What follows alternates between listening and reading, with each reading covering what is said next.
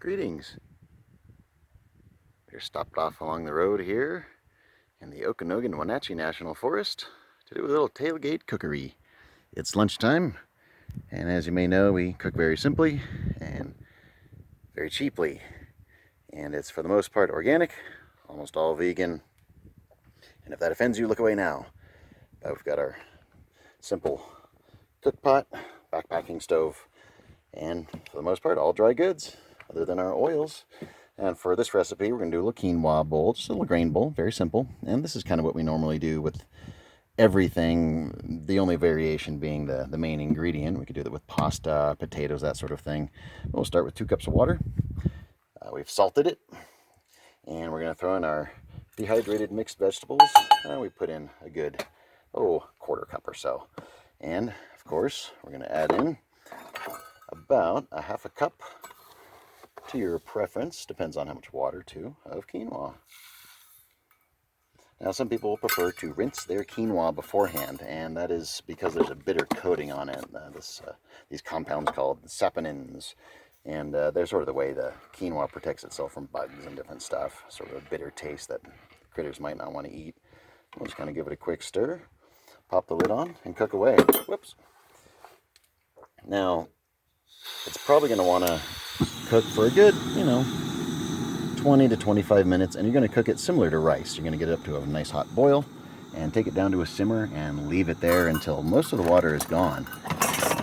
And you want to boil it covered on a low simmer, and probably about when the water starts getting almost all the way gone, you want to add, at least we do, we like to add some olive oil. This time we've got some Bragg, all organic, non-GMO, good stuff.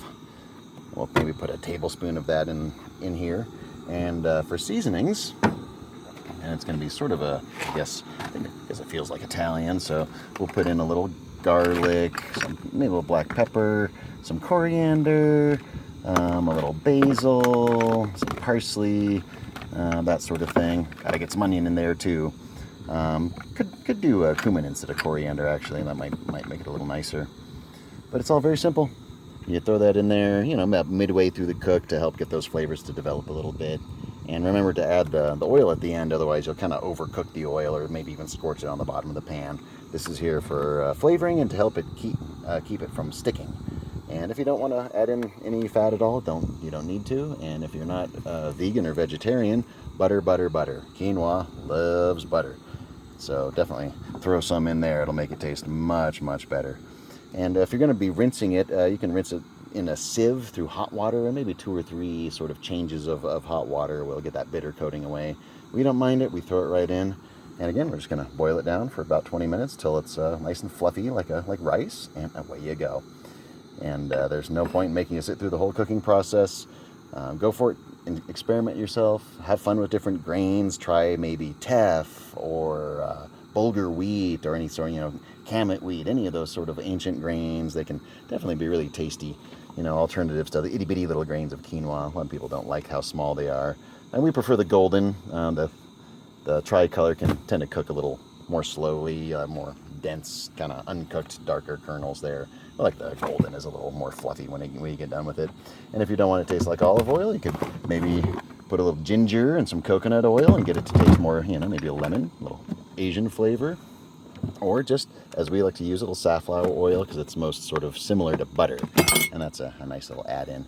I think that's about it for now. We're going to get rid of these flies that are annoying us and watch our pot boil and get down to cooking or eating and enjoying some really good, healthy, complete protein from a vegetable source while we enjoy these beautiful, beautiful vistas out here in the forest. It's lovely. Thanks for joining us here for some tailgate cookery in the Okanogan-Wenatchee National Forest.